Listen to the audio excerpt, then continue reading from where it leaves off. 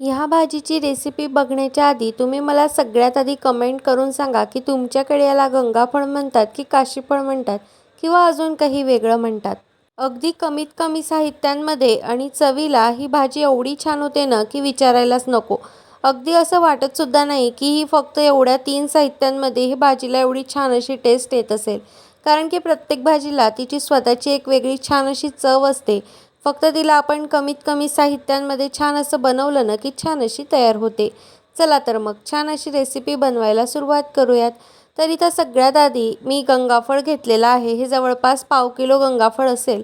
तर तुमच्याकडे याला काय म्हणतात मला नाही माहिती, पण आमच्याकडे याला गंगाफळ असंच म्हटलं जातं. आणि शक्यतो गंगाफळ घेताना ना खालून काळ्या पाटचं घ्यायचं, म्हणजेच जे खालचा भाग असतो ना, जर तो काळा असेल ना तर त्याची याच्यापेक्षाही आणखी छान अशी चव लागते. पण शक्यतो असं खूप जास्त पिकलेलं वगैरे अजिबात घ्यायचं नाही. ते चवीला अजिबात चांगलं लागत नाही. पूर्ण गोड-गोड असं लागतं. तर आता इथं ना मी तो वरचा जो भाग होता ना, तर तो संपूर्ण काढून घेतला आणि अशा प्रकारे ना मी थोडं-थोडं असं कट करून घेते. तर याला ना शक्यतो थोडंसं मोठं किंवा असं जरी कट केलं ना तरीसुद्धा चालतं. कारण की आपण भाजी शिजवल्यानंतर ना त्याला थोडंसं स्मॅशच करणार आहोत. तर आता इथं बघा मी संपूर्ण जे गंगाफळ आहे ना, तर ते छान असं मी कट करून घेतलेलं आहे. तर मी गंगाफळ घेताना ना ते व्यवस्थित स्वच्छ धुवून घेतलेलं होतं. त्यामुळे मग फोडी केल्यानंतर मी त्याला धुत नाही आहे. तुम्ही जर धुतलेलं नसेल तर मग सगळ्यात आधी धुवून घ्या. तर आता इथं मी एक मिक्सरचं भांडं घेतलं आहे. त्याच्यामध्ये चवीनुसार मिरच्या घातल्या. मी इथे 7 ते 8 हिरव्या मिरच्या टाकून घेतल्या आहे. 2 ते 3 इंच आलं घ्यायचं आणि जवळपास 8 ते 10 लसणाच्या पाकळ्या घ्यायच्या. या फक्त 3 साहित्यांमध्ये म्हणजे एका वाटणामध्ये आपली ही भाजी एकदम छान अशी तयार होते. त्यानंतर आता ही भाजी जी आहे ना, तर ती आपण कुकरमध्ये बनवणार आहोत. तर त्यासाठी मी कुकर गॅसवरती ठेवला आणि त्याच्यामध्ये जवळपास 1 ते दीड पळी तेल घातलं. यापेक्षा कमी जरी तेल तुम्ही या भाजीला घातलंत ना, तरीसुद्धा चालेल. फक्त जो आपलं वाटण जे आहे ना, तर ते छान असं परतलं गेलं पाहिजे. आता इथं ते आपलं तेल छान असं गरम झालं ना, की त्यामध्ये अर्धा चमचा मोहरी, अर्धा चमचा जिरं, हे छान असं जिरं, मोहरी फुलली, की त्यानंतर त्यामध्ये आपण टाकणार आहोत पाव चमचा हिंग. हिंग वगैरे ही छान अशी खमंग फोडणी तयार झाली, की जे आपण वाटण तयार करून घेतलेलं होतं, तर ते वाटण त्यामध्ये टाकून घ्यायचं आणि 1 ते 2 मिनिटभर याला छान असं परतवून घ्यायचं. याला खूप जास्त अशी परतण्याची गरज पडत नाही. ज्यावेळेस आपलं गंगाफळ वगैरे शिजतं ना, तर त्यावेळेस याचा जो थोडासा स्मेल असतो ना, म्हणजे आलं लसूणचा किंवा मिरचीचा जो कच्चेपणा असतो ना, तर तो संपूर्ण निघून जातो. तर इथं बघा मी 2 ते 3 मिनिट छान असं हे परतवून घेतलं आणि त्यानंतर जे गंगाफळ आपण कापून घेतलेलं होतं ना, तर ते संपूर्ण त्यामध्ये टाकून घ्यायचं. आता ह्या ठिकाणी ना आपल्याला हळदसुद्धा टाकायची आहे, पण मी ना गडबडीमध्ये टाकायचं विसरले. त्यामुळे मग मी नंतर हळद जी आहे ना, तर ती टाकलेली आहे. तर आता इथं बघा मी हे ना ह्या मसाल्यामध्ये सगळ्यात आधी 1 ते 2 मिनिट छान असं मिक्स करून घेतलं, जेणेकरून भाजीची जी टेस्ट आहे ना, तर ती अशी पंचट लागल्यासारखी लागत नाही. म्हणून कुठलाही जर तुम्ही मसाल्यामध्ये कोणताही पदार्थ जर टाकत असाल ना, तर तो सगळ्यात आधी याला छान असं परतवून घ्यायचं.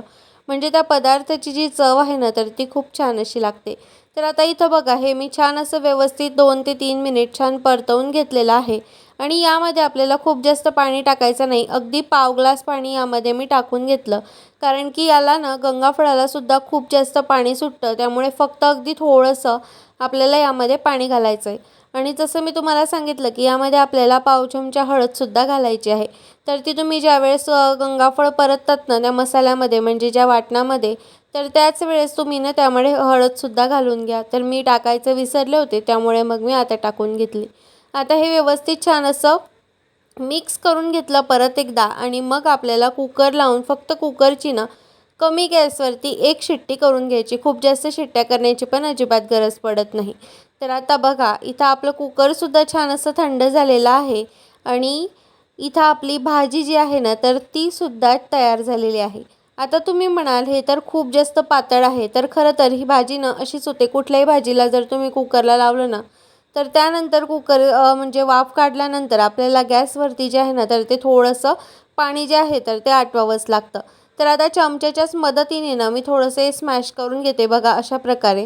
अगदी काही पावभाजी स्मॅशरने वगैरे काही करण्याची गरज पडत नाही. कारण हे अगदी सॉफ्ट शिजलेलं असतं ना, तर त्यामुळे चमचेच्या मदतीने जेवढं होईल तेवढं छान असं हे आपण स्मॅश करून घ्यायचं आणि त्यामध्ये मी बारीक चिरलेली कोथिंबीर भरपूर अशी घालून घेतलेली आहे.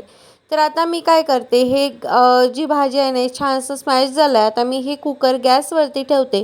आता इथं हे जे संपूर्ण पाणी आहे ना, तर ते आपल्याला हाय टू मीडियम फ्लेमवरती ना छान असं आटवून घ्यायचं आहे. खूप जास्त पाणी त्यामध्ये ठेवायचं नाही आणि मग त्यामुळे काय होईल, की भाजीची जी टेस्ट आहे ना, तर ती पण खाताना छान अशी लागते. म्हणजे एकदम पाणी-पाणी अशी वगैरे लागणार नाही. तर आता इथं बघा मी ना गॅसची फ्लेम थोडीशी हाय केली आणि कुकरचं झाकण त्यावरती ठेवून दिलेलं आहे. अधूनमधून थोडंसं परतत राहायचं, नाही तर मग भाजी खाली लागण्याची शक्यता आहे त्यासाठी. तर आता इथं बघा मी तुम्हाला एक 3 ते 4 मिनिटानंतर दाखवते. हळू ना ही भाजीतलं पाणी संपूर्ण आटून जातं आणि ही भाजी ना एकदम छान अशी तयार होते. फक्त मिरची, आलं, लसूण यामध्ये सुद्धा ह्या भाजीची टेस्ट इतकी छान लागते ना, नक्की एकदा करून पहा. फक्त जे गंगाफळ जे आहे ना, तर ते काळ्या पाटचं म्हणजे खूप जास्त असं पिकलेलं वगैरे नको. ज्या प्रकारे मी तुम्हाला व्हिडिओमध्ये दाखवलं ना, अगदी त्या प्रकारचं असेल ना, तर ही भाजी ना चवीला खूप छान अशी होते.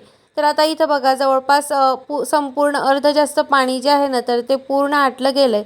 आता ही भाजी पूर्ण जेव्हा थंड होईल ना, तर त्यानंतर ह्या भाजीचं ना आणखी थोडंफार जे तुम्हाला पाणी दिसतंय ना, तर ते सुद्धा संपूर्ण निघून जाईल.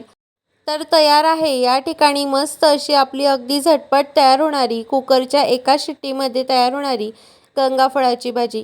ही भाजी चवीला खूप छान लागते. एकदा नक्की करून पहा आणि कशी वाटली हे मला कमेंटमध्ये सांगायला अजिबात विसरू नका.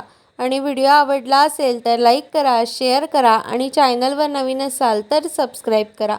तर भेटूया पुन्हा अशाच एका छान अशा नवीन व्हिडिओमध्ये. तोपर्यंत बाय.